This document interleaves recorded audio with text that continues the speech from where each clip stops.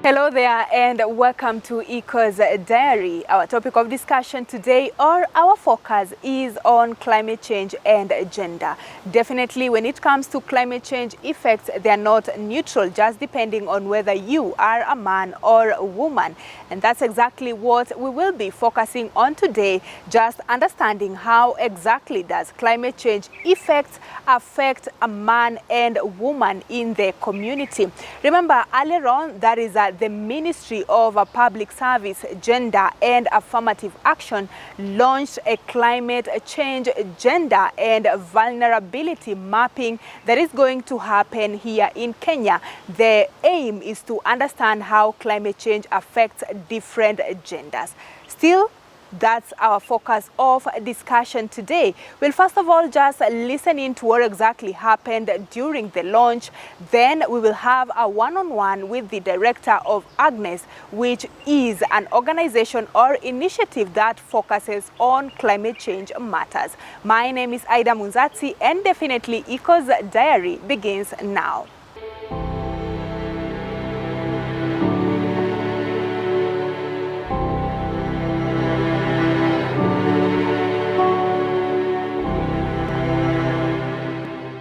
This launch marks a significant milestone in Kenya's efforts towards effectively addressing the impacts of climate change, particularly for vulnerable groups, in a bid to promote gender-responsive planning and decision-making in Kenya's response to climate change. Gender equality is a critical component of development. The Constitution of Kenya, the Kenya Vision 2030, the National Gender and Development Policy, and other supporting policies and legislation recognize the importance of addressing gender issues in all sectors. Moreover, the Sustainable Development Goal number 5 is dedicated to achieving gender equality and empowerment of all women and girls. Despite a progressive legislative framework, there are still challenges in addressing the inequalities across sectors, which are exacerbated by climate change. As we congregate here today, therefore, we must start asking ourselves questions such as, does the effect of climate change on agriculture, on water and energy impact on me differently by virtue of my being male or female? Climate change presents a major threat globally, and indeed to Kenya's sustainable development. It hampers the effective realization of our Vision 2030, which aims to create a competitive and prosperous nation with high quality of life for everyone. Our country continues to experience the impacts of climate change as weather patterns become increasingly unpredictable and climate-related disasters increase in frequency and magnitude. Our economy, which depends on climate-sensitive natural resources and sectors, is adversely impacted by prevailing climate-related circumstances, which have the potential to increase vulnerability, reverse development gains, and further entrench gender equalities. Girls are more impacted by climate change anxiety. When I talk anxiety, it's the behavioral, the cognitive, the functional response to climate change. Who is more impacted between a boy and a girl by the climate change? Just even, there's that feeling you get when you watch livestock dying on the TV, is it? When you see people have been swept away by floods, do you sleep the same way? You will go sleep thinking, having so much worry. That's what we are calling the anxiety. And how do you react to that? You will keep on worrying yourself being flooded, yourself having your livestock being dying. Those are the research which we did. And also we found out that the day scholars have more anxiety than the boarders. Because the day scholars, they are the one exposed to this. They are the one going to school in the morning, finding a river is flooded. So they can't cross, they will miss school. So they have these worries. And you know, all this contributes to mental instability. You have seen the cases of suicide, the way people are committing suicide. So these are the things which we are trying to address. Climate crisis is not gender neutral. Women, girls, and people with disability experience the greatest impacts of climate change, which amplifies existing inequalities and poses unique threats to their livelihood, health, and safety.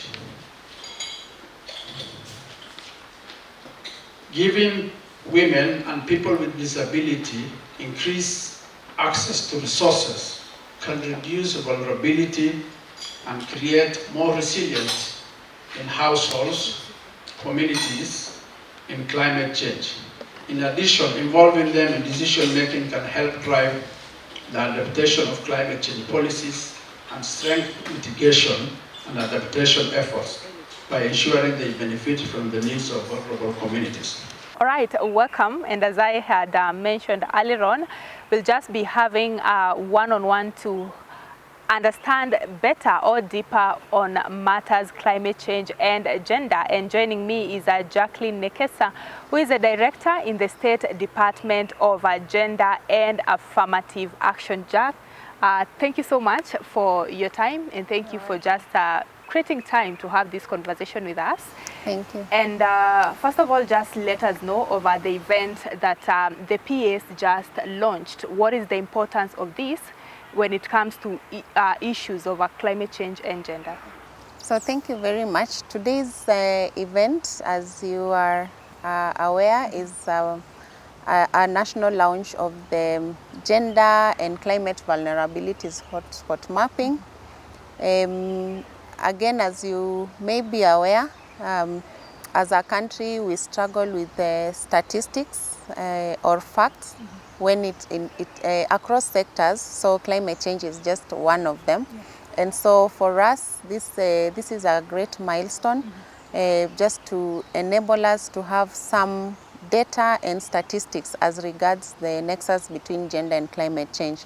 So what the mapping will be seeking to achieve is just to understand what kind of vulnerabilities climate-related exist across the country. So we will be looking at the 47 counties, how they experience climate change, and therefore how men and women in those counties are vulnerable. And beyond men and women, looking at the age aspect, socioeconomic status, the kind of activities that they carry out, the socioeconomic activities. You'll find that some of the counties are active in agriculture, some it's about pastoralism, some could be fishing and so on. And we know that climate change affects all these areas differently. But most importantly, men and women, boys and girls also interact with these sectors differently. So you find in some communities it is women who are largely engaged in agricultural activities. Some communities it's men who are engaged in pastoral activities. Children, people with disabilities, the elderly are all affected differently. So that's what the study seeks to find out. And then the outcome of the study will then help both government and non-state actors. And by government, we mean national government and county governments will have data that then informs interventions that seek to address very real needs, as opposed to coming up with interventions that are general in nature. All right, yeah. I like the fact that you've mentioned how this mapping is going to help in terms of data. You've also mentioned of the different areas that are related to gender. Now, from where you see, just help us understand, how would you say climate change affects, let me say, women and girls? Because even as you conduct your research, I'm sure there is the inequality when now it comes to women and girls. Thank you. And maybe just to deviate a bit from your question, actually for our study and as the Kenya team, we are seeking to go into it very objectively. We don't want to go into it with preset minds that women are more vulnerable or children are more vulnerable. Yes, we know there are historical inequalities, but we want this study to be really objective.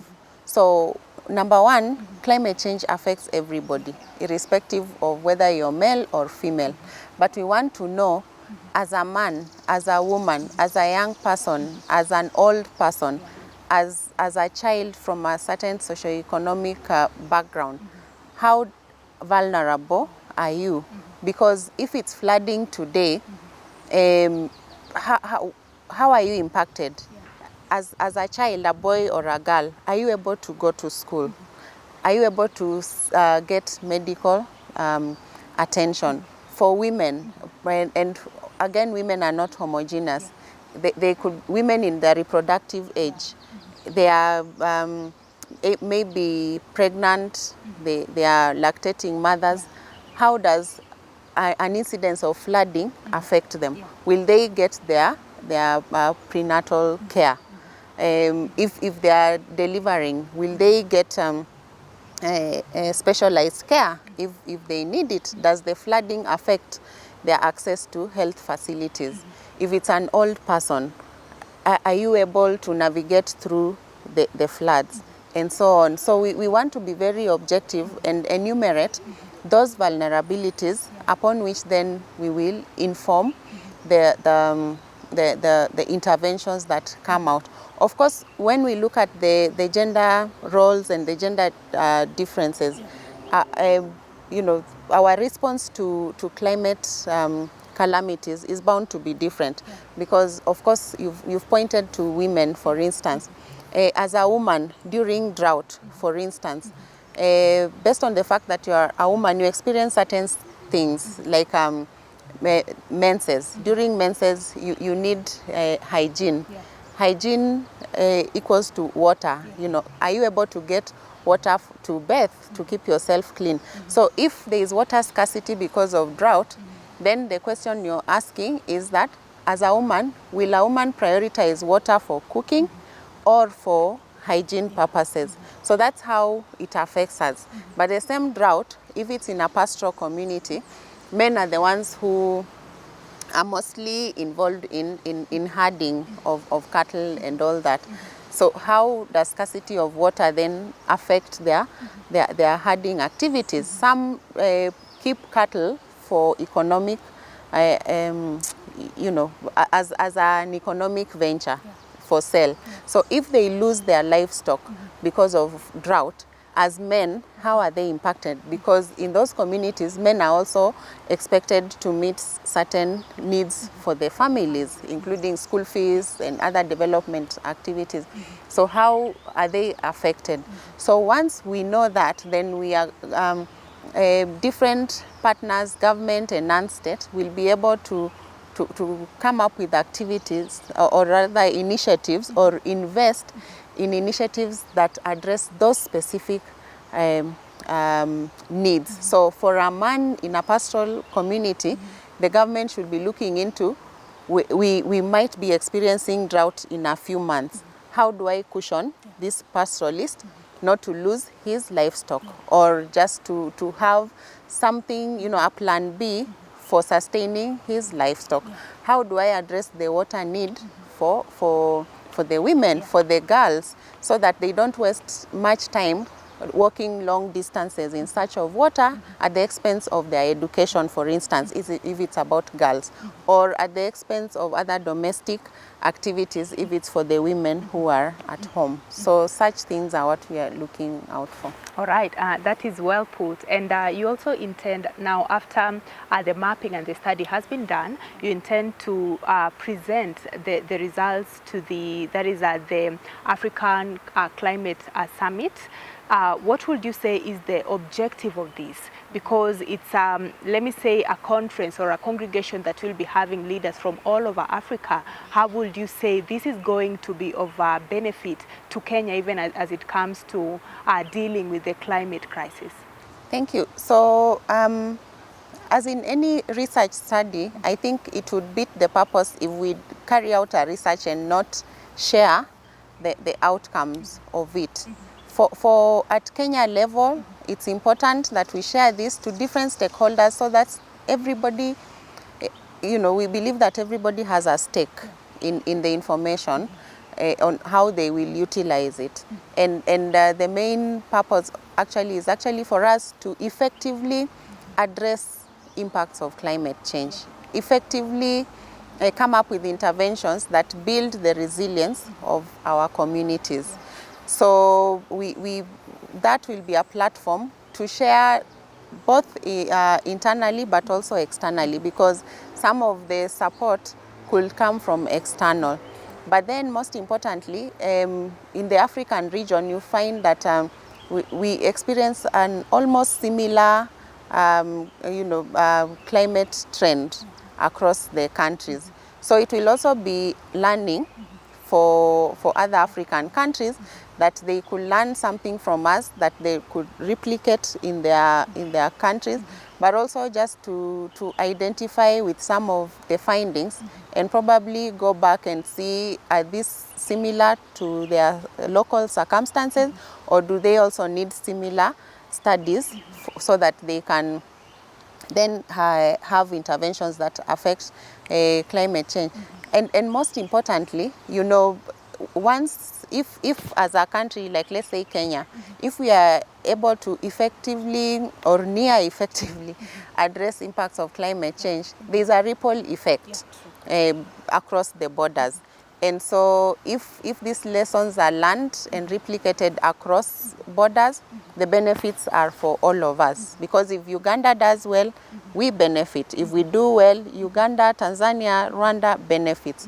So I think that's why there's a need for that collective experience, knowledge sharing, and just learning from one another.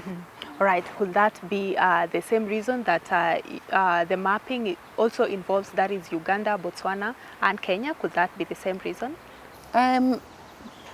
To some extent, yes, but most importantly is that when Rwanda piloted the study and shared it during the COP, most of the African countries saw it fit to do the same in their countries, so that then their interventions are informed by facts and figures. And so we were just one of those countries that expressed interest, but many countries did. But then as the Agnes team leader shared, of course again pegged on resources, the support is done in batches. So we are lucky that we are in the second cohort, which took up 3 countries. But of course, Agnes' aspiration is that this is done across all African countries. Yeah. All right. Thank you so much for any other thing that you wish to add? No, just looking forward, and I think also just I would want to emphasize, media is a very powerful tool. We are looking to you that even you as the media will also have a stake in the findings of the study, to publicize it, but also to inform populations about issues around climate change, so that the efforts are collective across board. The information is spread across for the good of our generations. Yeah. All right, thank you so much, and thank you for your time, for sharing as well. Most welcome. Thank you too for having me. Okay. Asante. Ladies and gentlemen, allow me to highlight a bit on the climate-related challenges some of the sectors of interest in this hotspot mapping are grappling with. According to the National Climate Change Response Strategy, agriculture contributes 26% of Kenya's GDP and employs over 70% of the population. However, climate change has led to increased variability in rainfall patterns, which has led to crop failures, food shortages, and loss of income for farmers. The strategy also notes that energy and water sectors are equally impacted by climate change, with increased temperatures and reduced rainfall, leading to reduced hydropower generation and water scarcity for domestic and other uses. Ladies and gentlemen, the granular, gender, and climate change vulnerability hotspot mapping could not have come at a better time. The impact of climate change on vulnerable groups, particularly women and girls, cannot be overstated. However, without sex-disaggregated data, it is difficult to fully understand the gendered impacts of climate change and therefore design effective policies and programs that respond to the specific needs and concerns of men and women at different intersections. In addition, the data is important in climate action because it enables policymakers and other stakeholders to identify appropriate policies and programs based on actual needs. I think Dr. George, you've said exactly that. For example, data on women's access to land and other productive resources can inform policies that promote women land rights and support women's participation in climate-resilient agriculture. Similarly, data on women's and girls' access to energy and water can inform policies that address gender inequalities and access to these resources. I am therefore excited that this mapping exercise will aid in providing the data needed for implementation of some of the government's 9-point agenda for women, particularly aspects around clean, safe environment and energy resources, as well as secure land rights for all, among others. Once successfully completed, this hotspot mapping will form a strong basis for future interventions in climate change actions from a gender perspective, thus enhancing the quality of decisions taken by national and county governments in climate change mitigation and adaptation. It is my sincere hope that counties will integrate and fortify the outcomes of this mapping into their CIDPs and use the results to strengthen the role of their climate change units. Allow me to note the discussion that I just walked into by Dr. Nzila on the FLOCA, and I was asking for the full name because often we use abbreviations and lose ourselves. So the financially locally led climate change action that is supported by the World Bank indeed complements what we are doing. And we hope that whatever is going to come out of this will then inform what work you're doing, the great work that is happening in the counties. Further, I consider this to be an essential tool for mobilizing resources, both internally and externally, for the mainstream ministries, as well as counties in mitigation and adaptation measures, especially considering the cyclical and now largely predictable droughts and floods affecting our country. It is an accepted fact that climate change, particularly drought, not only affects general well-being and livelihoods, but compounds existing gender inequalities in society and aggravates gender-based violence. I know Dr. Nzila mentioned her story for the water. I've heard her tell this story, and we know that there are several vulnerabilities the walk from home to the river causes. Many women have found their husbands just by going to search water. But unfortunately for others, the story has been different. So it is really a big, deal that should be addressed. The State Department for Gender and Affirmative Action will soon develop a national gender and climate action plan whose content will benefit greatly from this exercise. I therefore take this early opportunity to draw our attention to this issue and ready ourselves to support this exercise. Ladies and gentlemen, as I conclude, I wish to appreciate the interagency team drawn from the various key institutions in Kenya, led by the State Department for Gender and the State Department for Environment and Climate Change. I wish to acknowledge Dr. Director Okumu for giving us the historical perspective. You have really highlighted very well the journey, and I really like the fact that the ministry chose a framework, because our framework has enabled a lot of policies and laws and actions to come out of that. So thank you for explaining to us that journey. So the State Department for Environment and Climate Change, I also appreciate your role in this. I wish to register our deepest appreciation to Agnes, the African Group of Negotiators Expert Support, for selecting Kenya to be one of the few countries, one of three actually, to pioneer this exercise alongside Botswana and Uganda. I believe that undertaking this exercise concurrently will provide opportunities for cross-learning and experience sharing for the good of our nations. Finally, let me say thank you again to everyone participating in the launch today. I particularly look forward to the outcome of the exercise in a few months' time. It will be exciting for us to share the report both at the upcoming Africa Climate Summit here in Kenya in September, as well as at the COP28 in Dubai in November.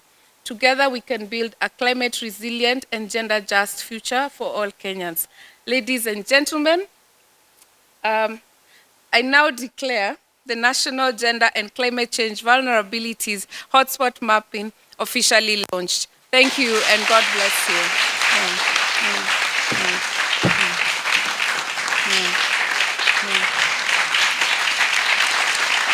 Indeed, climate change affects different genders differently, just depending on whether you are a man or a woman. Now, she's also explained to us over the hotspot mapping that will be happening in all the 47 counties in the country, and definitely this will help the Ministry of Environment just in finding solutions as far as climate change is concerned. And not only the Ministry of Environment, but just different stakeholders when it comes to climate change and environment. Thank you so much for tuning in to Eco's Diary. My name is Aida Munzatsi. This time we were coming to you from Safari Park Hotel, where we were filming live the Eco's Diary program. Once again, thank you so much for tuning in, and I hope that you've been able to learn one or two things when it comes to climate change and gender.